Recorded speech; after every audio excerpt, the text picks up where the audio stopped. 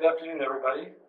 Today is October 16th, 2020, and we're back with Fridays with Feldman, and hopefully with some improved technology so you can hear me. I've also taken into consideration today some questions people have asked me to do, which is to look at some data that we are presenting and we are actually publishing in the near future about some of the more revolutionary changes that we've made in treatment.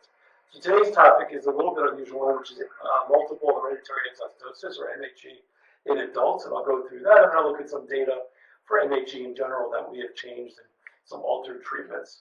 So MHE in adults is a pretty ignored subject, but basically we're going to talk about a little bit about the hip, the spine, the lower extremity, limb-length differences that occur in MHE, the knee, the ankle, the shoulder, arm, and forearm, and what about tumor load and the risk of cancer and things like that in MHE. I think that since most people don't pay too much attention to adults and they're often ignored, we only care about our children with this condition, I'm going to really only talk about adults until I get to some of the data.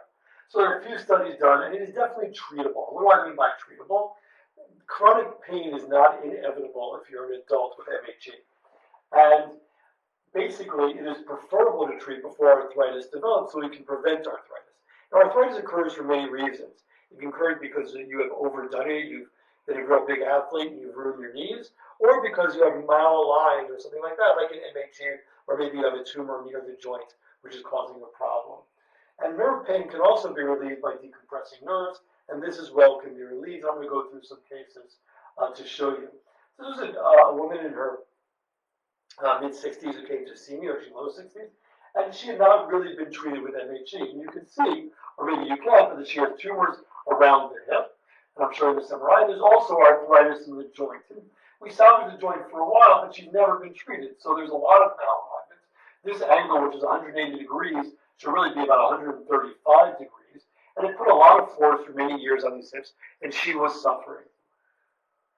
But this is already late. This is late to start treating this condition, and we could have treated it early, and I'll show you.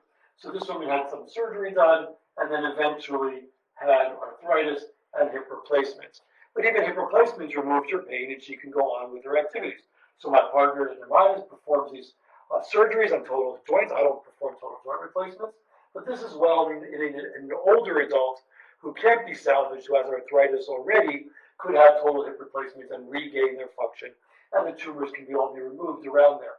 Now, some of the other tumors, for instance, this one in the pelvis, can become painful, and that too could be removed even as an adult.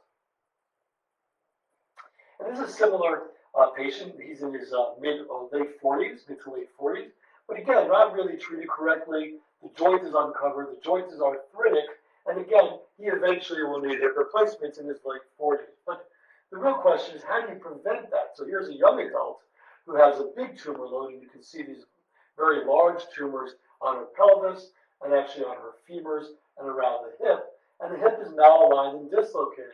And that can be salvaged without doing hip replacements by removing the tumors and actually putting the ball back in the socket after it's been removed. And this is called the varus osteotomy. It was done on both hips with removal of all those large osteochondromas that you saw on that CAT scan. And she did very well, got her motion back, got her function back, and really got her life back because it hurt her all the time. And on the spine, similarly, you could have small tumors that cause pain or large tumors that don't. And the spine can be treated at any age, adult or children, for removal of these tumors. And you can see this tumor on the MRI really sticking out of the neck of that patient, and that was removed. So that's how the hip can be treated and salvaged in an adult.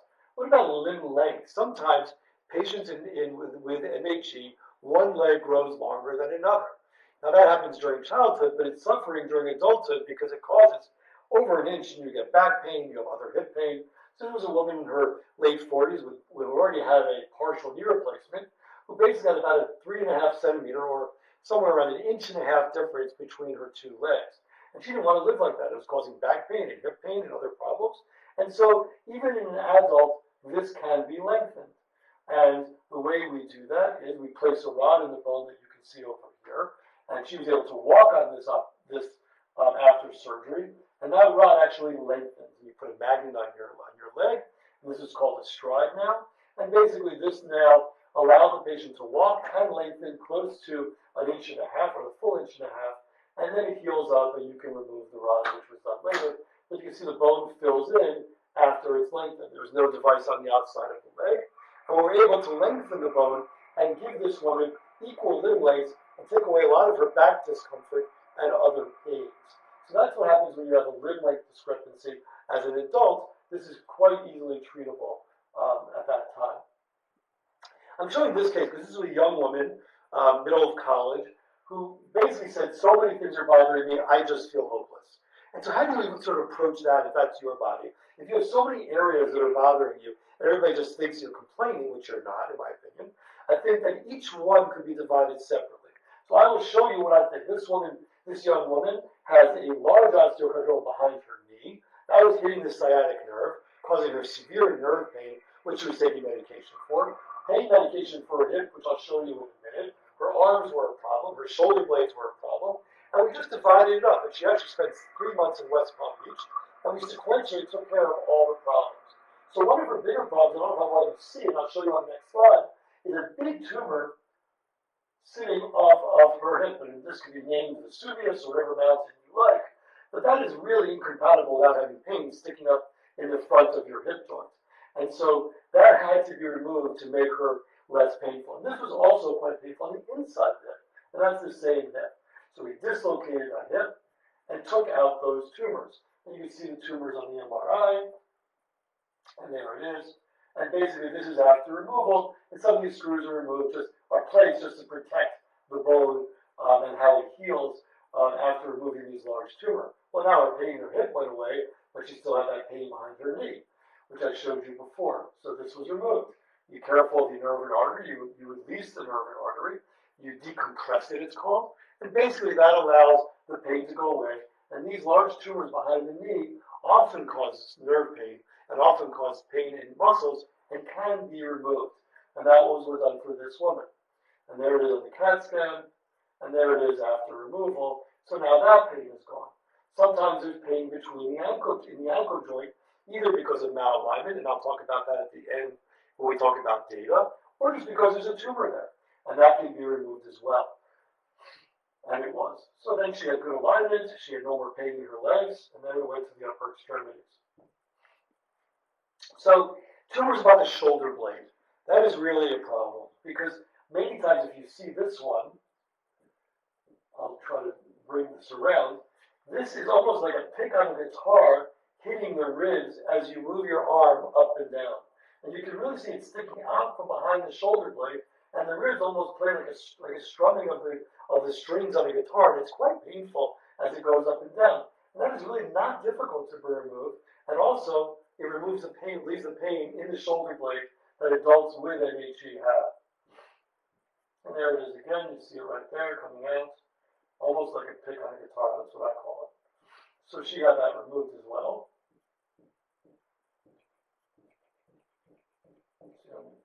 And that's just removed.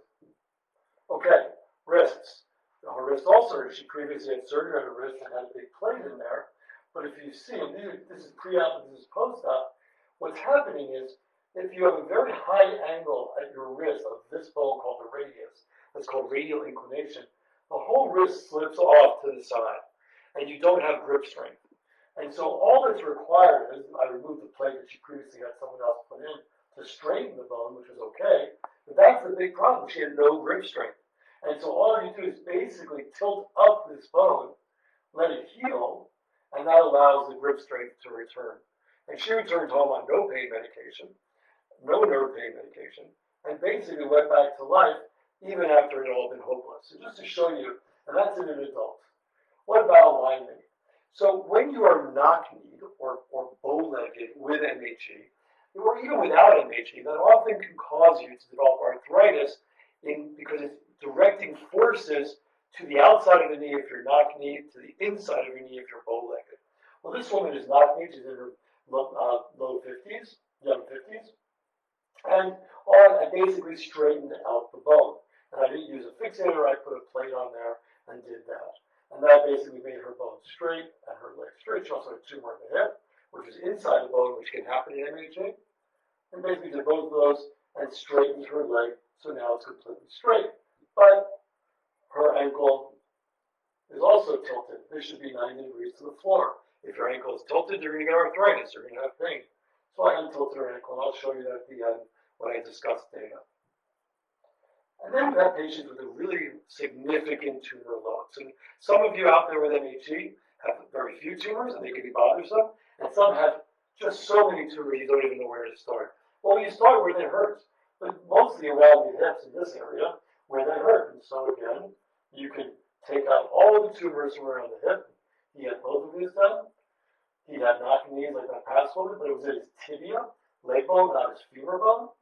And so I straightened the bone. He also had a tumor in his spine that you can just watch. So again, you figure out the tumor load, you figure out which tumors are really causing trouble, and then you treat those tumors. And so there he had his hip done, and then he had his leg straightened with a frame because there was too much to do acutely, meaning that you can't do that just by pushing the bone. And we slowly corrected it, and he has a straight leg and no more tumors in the hip. And he's much better off now than he was before, and recently he had these removed. Okay, let's say a few words about the concern for cancer, and then we'll talk about some data after that. Malignant tumors is very rare in MHE, certainly less than 5%, probably less than 1% of patients who have MHE will develop cancer. And even if one of those tumors is cancerous, it is very low-grade cancer, meaning that it does not metastasize, it does not usually become cancer. It does not usually lead to death or real severe problems. But certainly, it's something that has to be watched in adulthood, and adults should be seeing if a tumor is growing. A lot of tumors on the pelvis can become cancerous, around the shoulder blades they can become cancerous, and those are the ones that often can become cancerous, but not often again, and almost never high grade. In fact, if you look in the literature, which I did, there's only one patient I can find from South Africa who's been reported to have died from a cancer from MHE, and that was ignored for many years, that tumor. If I see a very large tumor in an adult that's been growing, I would get worried that this is a cancer and should be removed, certainly should be removed in adulthood, and all of you should be followed who have MHE certainly every couple of years just to see what's going on, to have a conversation with your physician or your surgeon to discuss the different tumors that are either growing, bothering you, or what's going on. Okay, let's switch subjects. For those of you who don't like data, turn off your computers right now, and for those of you who do like data, if you've asked me for, I will give it to you. So, one big change in treatment, adult and children, that we've done in MHE is the forearm and the elbow. Elbows dislocate in MHE in childhood, and often we can leave people with very short forearms that don't function quite as well. People live lives with it, but it doesn't function as well as it could. And therefore, we've changed the treatment. This is an old classification that's mostly used. For me, it doesn't make much sense. But this is a Masada classification, which looks at what type of forearm you have. Here you have a bend with the osteochondroma near your wrist. Here you have one dislocated near your wrist and elbow. Here it's dislocated just near your wrist. It doesn't make sense to me. And here it's located, not bent, but just near your wrist. So I'm not sure I understood this classification doesn't help me treat it. So we changed that and changed the treatment. So we looked at 73 forearms in 43 patients that we had treated differently. And we looked at what causes an MHE patient to dislocate their radial head. What causes you to basically have a dislocation of the elbow, which we know shortens the elbow, causes a cosmetic problem and functional problem. And you can see, so what we found basically is that a bowing of the ulna causes a dislocation of the radial head. So if you don't have bowing of it, it won't dislocate. The shorter the ulna, the shorter this small bone is, the less bone you need to dislocate. So it makes it worse. But you don't need the length of that bone. It doesn't have to be lengthened. It just has to be straightened. So we've been now straightening these bones, and we did methodology with logistic regression to find that basically, I'll get to this slide, that basically your total ulnar bone, that bowing of the ulnar bone, causes your radial head dislocation. And the shorter your ulna is, the less bowing you need to dislocate it. And that is basically the data, which is a very statistically significant finding why elbows dislocate. That's really never been found before. So in using that for treatment, we created myself and Dr. Paley, my partner, created a classification for these forearms. So a normal would be both straight. Type 1 would be just an osteochondroma. But then you start getting into when it starts bowing and then it starts dislocating. And that's when we, like a 2B, is when I can prevent this from coming out of the joint and becoming a 2C. And whether or not it has, that wrist problem that we talked about before, or it doesn't have that wrist problem that we talked about before. So that's just different. But that doesn't cause the elbow to dislocate. And so I started doing very minimally invasive procedures on your children and adolescents just to keep their radial head located. And we've been able to do that by just straightening the ulna through very small incisions with really good results and no elbows dislocated since I started doing this operation in preventing dislocation. We went from the data of knowing why they dislocate to creating an operation that then prevents dislocation. So we've stopped lengthening ulnas, or I've stopped lengthening ulnas, and I just straightened them through minimally invasive surgery, which has prevented dislocation. So I don't want anybody with MHE being born or growing up now to dislocate again. Here's when we were straightening and lengthening, but we don't have to do that. And then this is when you fix that wrist that I told you about when the wrist is slipping. So that's basically the forearm. This is if someone already had a dislocated elbow, where you try to put it back in, which we did, by lengthening it out. But we try to prevent this from happening.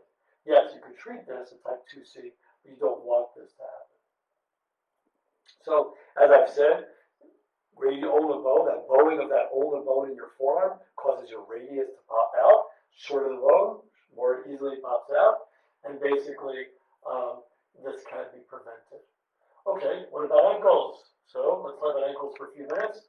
I think there's no question that in adults, ankle morbidity, meaning that pain, and arthritis is a big problem. How do you prevent that? So that was our next. We looked at 109 ankles and 61 consecutive patients that we treated. We looked for where the osteochondroma was and whether or not the ankle was disrupted. And so basically, this is the classification that we created for the ankles to basically say that your ankle can be disrupted. The joint can be completely disrupted in 2 and 3s, and they can be treated. And how do we treat that? And that was actually, this is taken from my partner's treatment of congenitals, where we can actually, if you just have tilting like that woman had, well, then I can basically just straighten it. Right? I can just straighten the joint out without doing anything else. If you're very young, maybe I can just put a growth plate device in there and have you grow it out. But in an adult, we can straighten it, and in someone who's young, we can hopefully get them to modify their growth and let them grow out. But if the joint is disrupted, and you can see it's disrupted here, then you can shorten the tibia bone, called it an SHORDT operation, a short operation, to allow them, years before and years after, to allow the tibia to be the right length and restore the ankle, And then the last type is when you have this V-shape, and it's also disrupted, and then we actually make an opening of the joint itself, like this. And so basically, we are able to restore the ankle joint so that when you reach adulthood, or if you're an adult with a tilted ankle, we can actually fix the ankle by doing this. And so in the data, we were able to see what all of these patients had. Well, there's 62 had normal ankles, 29 had type 1s, 15 had type 2s, and rarely had a type 3, which is usually caused by treatment. And we talked about what everybody underwent to correct this and the results that we got in correcting these patients. So the pain and deformity resolved in all patients. In some patients, it recurred if they still had a lot of growth left after they had a short. So we revised that. And we do place a wire sometimes in the fibula, the outside bone, to prevent fracture. So these are the ways that we've designed that. We've followed up and done our data. We've now submitted these for publication, and they'll be submitted. So we have a new classification for the ankles and an operation that was utilized for congenitals that we've now adopted to an operation for multiple hereditary exostosis. So you can read this, you can look at the data, but that is the data for today. I will be following, since people are asking me for data, the next topic will be my data on arthrogryposis, flexion deformities of knees that we're actually submitting for publication. And the one after that, we will talk about the data for using periacetabular osteotomies for hip dysplasia. So those are, I think I answered the questions that were asked me beforehand regarding MHE, but if there's any questions you have now, certainly I can answer them. Otherwise, you can email us through Facebook, and I'd be happy to answer any questions that you have regarding MHE or any topics that we discussed. I know I ran through that, but basically that is MHE as an adult in a nutshell, and I think that the take-home message is it's not hopeless, that there's plenty of treatment possibilities. So wishing everybody a great weekend in the middle of October, and wishing you all well, and have a great weekend in this, and then enjoy the fall weather. We'll see you soon. Got something for you. Well, I guess it's my 5th anniversary here, so they got me a gift. Okay, so I've been 5 years down at Paley Institute, so thank you, Jeremy. All right, guys, thanks.